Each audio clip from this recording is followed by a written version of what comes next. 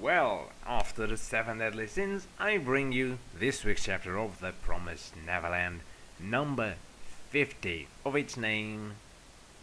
Well, I believe we'll get to know the name after a while. After overcoming countless difficulties.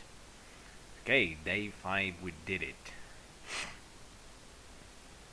Okay, so they have made the path that goes to the outside of the forest that they spoke of in the last chapter. Right ahead will rise up and you'll be leaving the forest already. Let's rest for the night, we can proceed tomorrow. Okay, this time leave the dinner to us, then we'll go make more medicine from herbs.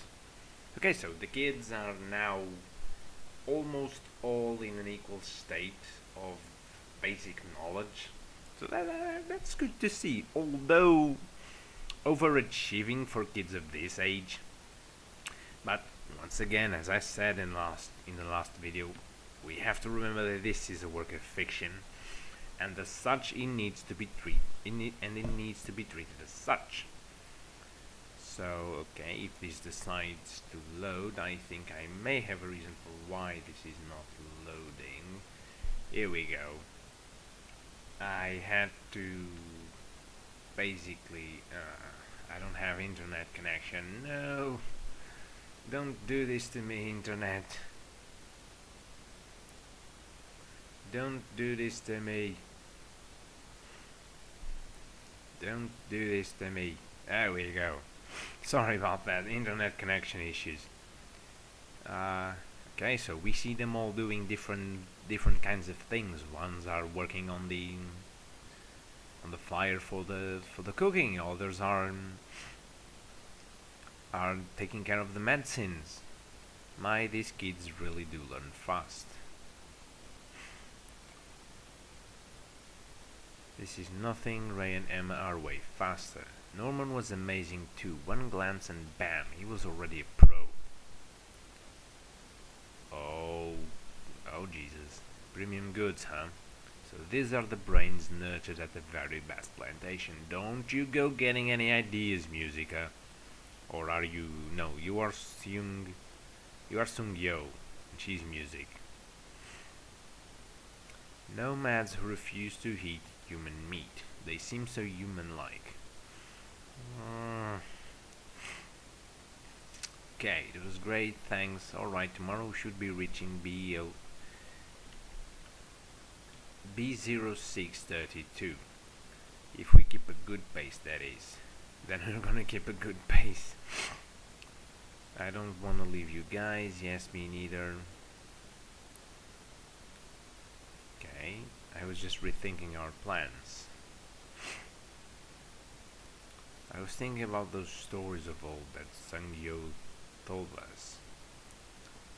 It's good to know that there's a human world somewhere, but on the other hand, we thought there would be human groups here in this world. We were counting on human cities or something, but there's nothing. No other humans to join either, and we need more people to rescue the kids left on the farm. Isn't that the whole point of B0632?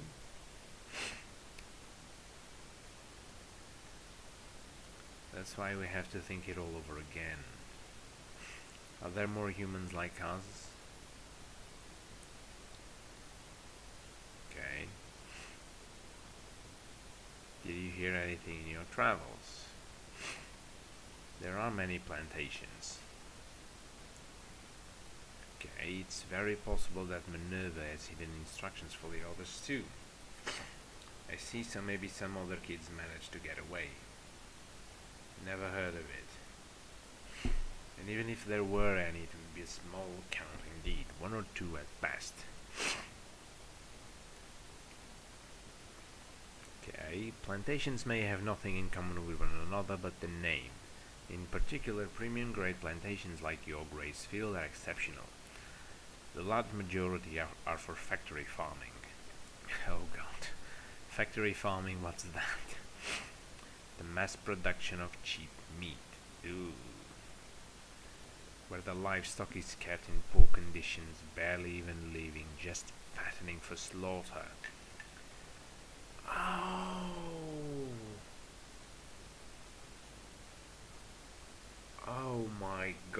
just had the most amazing idea for this. I mean, not idea, but just I had a sudden realization. Let me reach the end of the chapter. Humans born in such farms don't even learn a language. They have no names. They have no free will. And they most certainly couldn't even conceive of escaping. Though, even if they did, they'd get nowhere. Anyhow, how awful, they have no language, no will, not even a fake happiness like we did. They're really just food. That kind of farm is the norm, and there's a lot of them too. Incidentally, among several hundred plantations, the premium grade ones amount to a mere 4. Makes sense. Makes kind of sense, and it's good that it's a low number as 4. If this Minerva is really hidden instructions, you must have worked with these 4 the best. Your own and 3 others. You've told me of how you came to find out the truth and plan your escape. However, I have serious doubts that such a feat could be achieved often. What's more, you yourselves must know better than anyone how hard it is to survive once outside. Other fugitives are therefore quite unlikely, albeit I've sometimes heard of cattle raiders. Those are demons who, consumed by the desire to hit humans, attack plantations to steal them. They're exceptionally rare, though. They might be useful tools for your cause. I can think of nothing else. However, it depends a lot on how you'd go about it. At any rate, there are no humans out here comparable to you in intelligence and knowledge. These are the hard facts.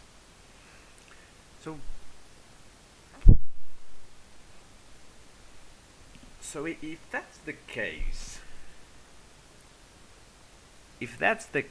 then who the hell is Minerva? Like, was he a human? Was he a demon? Were the current demons humans once? Or,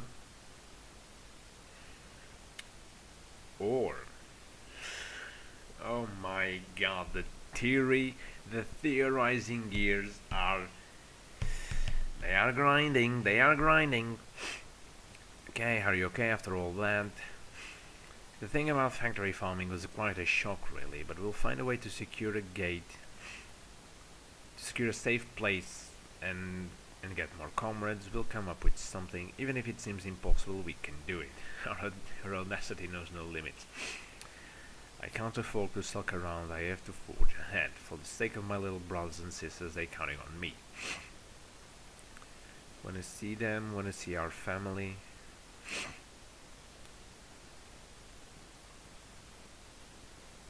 Okay.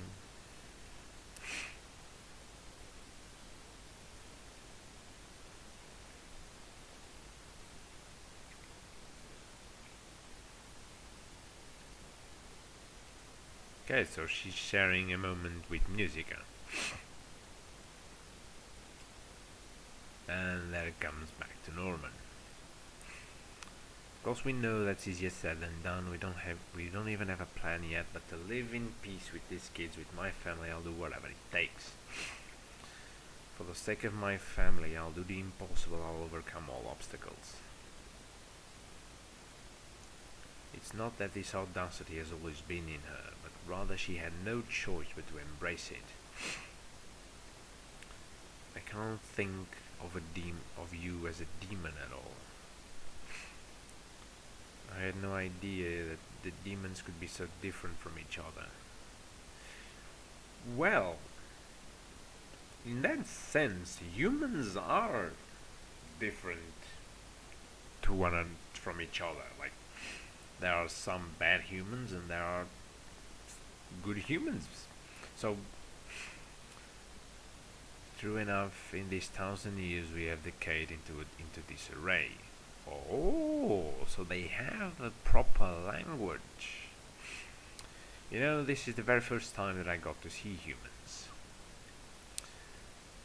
talk with humans even, all thanks to you and your friends, not as food and not as enemies. Enemies? You're different from other living beings. I'm happy I got to meet your friends and you, Anna. I'm happy we could become friends.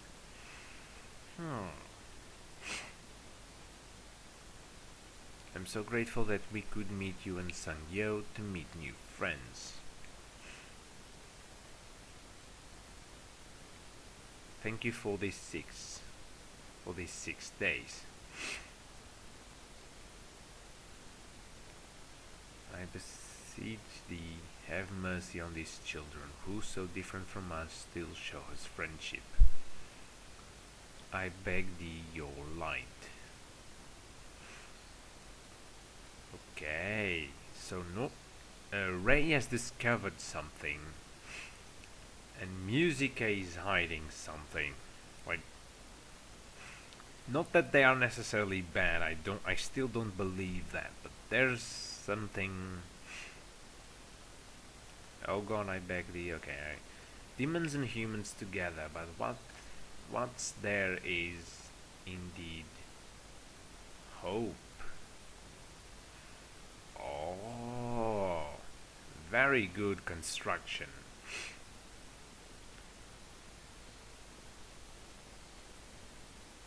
Very nice indeed. Okay, now before we finish the video, I want to say something. What I'm about to propose, it's a very, very ludicrous idea. So, remember in this chapter when we were shown the factory farms, excuse me for a second, when we were shown the factory farms, my first thought on that, and I believe that most of you also thought the same, was mass slaughter production. Massive slaughterhouses dedicated to produce meat for us, humankind, to consume. But then, there are other types of farms dedicated to a more refined production. And what if the demons are transformed animals? I know, it makes no sense. But hear me out. Some of the lesser demons we've encountered look like dogs. The demons themselves, if we look closely enough, they might resemble some sort of transfigured animal. Like, and it makes sense if we think. Let's say it this way. Let's say that the world of the promised Neverland evolved from ours. With the advent of nuclear technology, the various experimentations that I'm sure are going on somehow, somewhere, and just maybe wars and the over-excessive use of again nuclear technology made it so that the animals evolved, but not in such a good way. Think Planet of the Apes, but worst. Way worst. Like, very high degrees of misformations and whatnot. The animals, over the course of various years and various generations, were able to attain certain degrees of intelligence, but with that intelligence came the rest, the transformations into demons, and the desire and the hunger to sustain themselves, the need to sustain themselves. And with the knowledge, with the vast amounts of knowledge, came the knowledge of what us humans did to them when they were animals. And they thought, well, we need a way to sustain ourselves. What could we use? Oh, I don't know. Maybe humans. So let's create let's breed these humans, much like the way they did to us. They were able to take over the whole world. Let's imagine they take over the whole world. And on certain places, they build the plantations. They build the Gracefield plantations, who encompasses all of those 5 or 6 plantations around, and they built some factory plantations to produce vast amounts of meat. I know this idea makes no sense, but when I saw the factory plantations, I thought, what if this world is the reverse world of ours? Or even worse, what if the world of the promised Neverland is depicting the humans, Emma, Ray, Norman, all the kids, as the animals of our world, as the animals we mass produce, and it's depicting the demons as ourselves, as humans who exploit nature and animals to an extent that so deeply affects the natural balance of things, and we don't even consider it. And then there's humans like Sangyo and Musica that are against it, adopting other ways of living. Sangyo and Musica, I believe they consume meat, albeit animal meat. So maybe that's it. Imagine they are depicting the kids as the animals we mass produce, and the demons as humans.